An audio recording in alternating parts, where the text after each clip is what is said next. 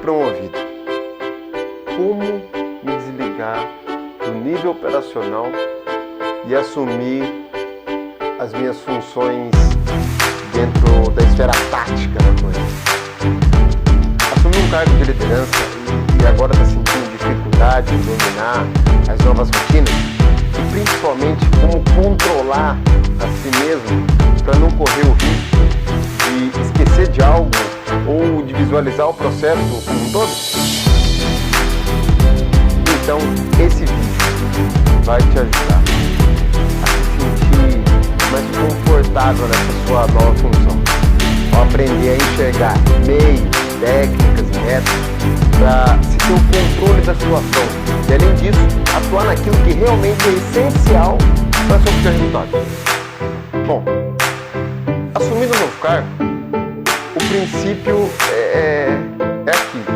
Para alguns vai existir o obstáculo natural e invisível, que é a equipe que ontem estava no mesmo nível que você e hoje responde para você. Esse obstáculo é algo criado em primeiro momento dentro de nós. Mesmo que exista essa barreira, a gente acaba aumentando esse fardo, tornando ainda bem mais difícil de superar. Além disso, quando se supera essa etapa, a gente começa a se sentir sufocado, de certa forma, devido à pressão que o novo cargo traz consigo. E isso acaba tudo. Talvez seja o seu caso.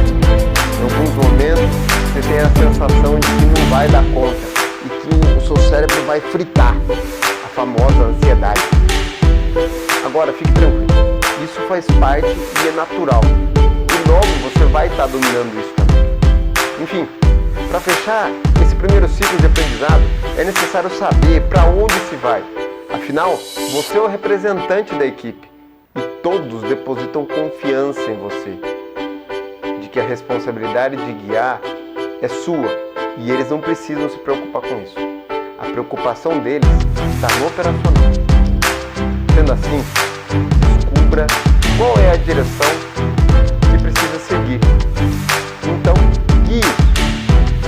A equipe começa a te olhar de um jeito diferente e na sua cabeça começa a construir ideias, devaneios que eles estão bravos com você ou até com ciúmes, já que ontem mesmo você fazia parte deles e hoje não mais. Quem disse que você não faz mais parte deles? O fato de você estar em um nível tático e não mais tão operacional faz com que você seja melhor do que eles? O que te faz pensar que eles se sentem mal por você estar no cargo que está agora? Isso vai ser difícil para você dar ordens e orientar que até pouco tempo atrás dividiam o mesmo, por exemplo, posto de montagem que você. Vamos dividir isso, vamos por partes. O fato de você estar como supervisor, coordenador, encarregado, a nomenclatura aqui pouco importa. O foco é que você saiu do operacional e agora precisa atuar no tático. Não pode mais estar fazendo as atividades operacionais. Afinal, se você estiver fazendo isso, quem que vai estar verificando se tudo está caminhando na velocidade e direção certa? Essa é a ideia de que não precisa e não deve entrar de cabeça no operacional, começa a criar a ideia que você não faz mais parte do grupo que fazia até ontem. E essa ideia se transforma às vezes num bloqueio mental, cria um dilema, onde até parece que você está infringindo alguma regra sua, alguma regra pessoal sua. Entenda, você ainda faz parte do grupo, sim. O que mudou foi sua responsabilidade. Na verdade, agora sua participação como integrante da equipe passa a ser ainda mais forte, porque agora você é o pilar dos seus amigos de trabalho. Você não mudou de lado. Isso é uma crença limitante de que chefe é o cara que joga contra os colaboradores. Isso pode ser até verdade, mas você não quer ser um chefe, certo? Você está aqui é porque você quer ser um líder. E para ser um líder, da maneira certa, você deve viver a ideia de que você é sim ainda da parte o que mudou foram apenas as suas responsabilidades. Como fazer o grupo olhar dessa maneira para mim?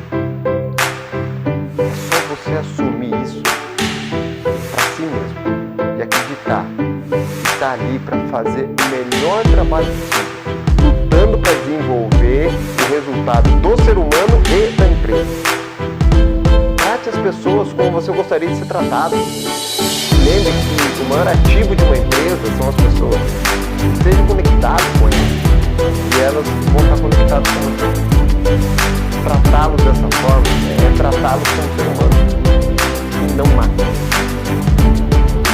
Entenda as aspirações, sonhos de cada um, caso você nunca tenha feito até então, para criar um meio de esclarecer que o que é desenvolvido ali, no trabalho, como equipe, é algo que deve ser engrandecido, não amaldiçoado com reclamações e sentidos de que fazem pensar que trabalhar é ruim. Ajude-os a entender que a vida não começa quando acaba o trabalho às 5 ou às 6 horas da tarde ou nas sextas-feiras. Pensar assim é desperdiçar a vida. Imagine, se a gente já dedica 1/3 de toda a nossa vida dormindo e a gente torna o significado do trabalho um desperdício, então a gente vive menos de 1/3, já que boa parte da semana a gente passa em nossos afazeres profissionais. E isso só será possível se você compreender primeiro dentro de si. Se você tem isso dentro de si, sua mente vive isso, será exatamente o que vai comunicar através da sua intenção. Depois é só conversar com ele, esclarecer exatamente isso. E você é a mesma pessoa, apenas com responsabilidades diferentes. Aproveite esse momento de diálogo para expor a sua filosofia de trabalho. Quais serão as regras? Suas expectativas perante a equipe e permita que eles também exponham suas ideias. Começar com o pé direito é o mais importante. Resumindo essa primeira parte, o que você deve fazer? Entenda que você mudou de cargo e ainda é a mesma pessoa. Comunique isso para si mesmo e acredite nisso. Converse com a sua equipe, agora com uma nova função. Esclareça o seu modo de trabalho. Quantos você já viu se tornarem líderes fora do operacional, em um nível mais tático, e que acabaram se perdendo totalmente no caminho? O que acontece é que nem sempre as competências técnicas, experiências de processo que a equipe desenvolve vai ser suficiente para garantir o sucesso. Por isso, tantos líderes se perdem no momento em que assumem cargos que tratam diretamente com a estratégia de crescimento da organização. O que acontece é natural. Afinal de contas, você está assumindo algo novo. Para controlar isso, você deve olhar para suas expectativas com clareza. Responda a si mesmo. O que espero de mim nessa função que estou agora? O que é exatamente ter sucesso nessa etapa da minha carreira? Como minhas habilidades naturais podem me ajudar nessa nova etapa? Quais as competências que possuo que são imprescindíveis para essa função? E quais são os deveres e rotinas que precisam de atenção máxima? Aquelas que são indispensáveis para que o dia realmente aconteça. Quando você fizer isso, respondendo cada pergunta de forma clara e calma, você começa a enxergar o processo que até então você vivia dentro dele, mas com outros olhos. Na verdade, é com outra perspectiva. Como assim? Quando você responde as perguntas que eu acabei de fazer, automaticamente você está expondo para si mesmo como se fosse um mapa de como tudo funciona, as ferramentas que são necessárias para que tudo acabe funcionando.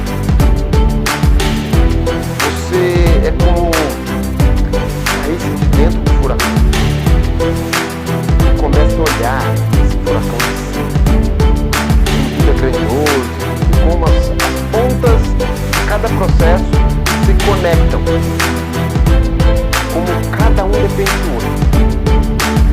Quando se tem essa visão, você tem um poder nas mãos.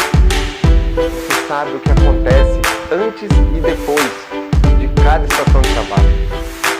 Quais são os pontos que são vitais para esse processo, os gargalos. Claro que nem tudo você vai conseguir enxergar e por isso recorrer ao seu superior para tirar suas dúvidas é imprescindível. Tentar ser autossuficiente nesse momento pode custar muito caro. Lembre-se, você assumiu o cargo há pouco tempo e é totalmente compreensível não dominar tudo ainda. Conheça o território através da experiência dos demais. E isso inclui também seus próprios liderados. Eles também têm alguns detalhes que podem fazer total diferença nesse jogo. Você vai se sentir menos afoito e ansioso quando você encontrar o seu próprio modo de observar o processo como um todo. Se desligue daquela pequena fatia que você conhecia bem. Agora comece a olhar a pizza toda. Usando as respostas das questões que eu fiz anteriormente, e se você não respondeu ainda, eu sugiro que você dê um pause agora e faça essas respostas. Da forma que fizer mais sentido para você, desenhe o processo, como ele funciona, cada etapa, o que cada coisa depende para acontecer, o antecessor e o sucessor das atividades. E quando eu estou falando em desenhar, é desenhar de verdade. Pode ser um fluxograma ou aquilo que fizer mais sentido para você, mas desenhe de alguma forma.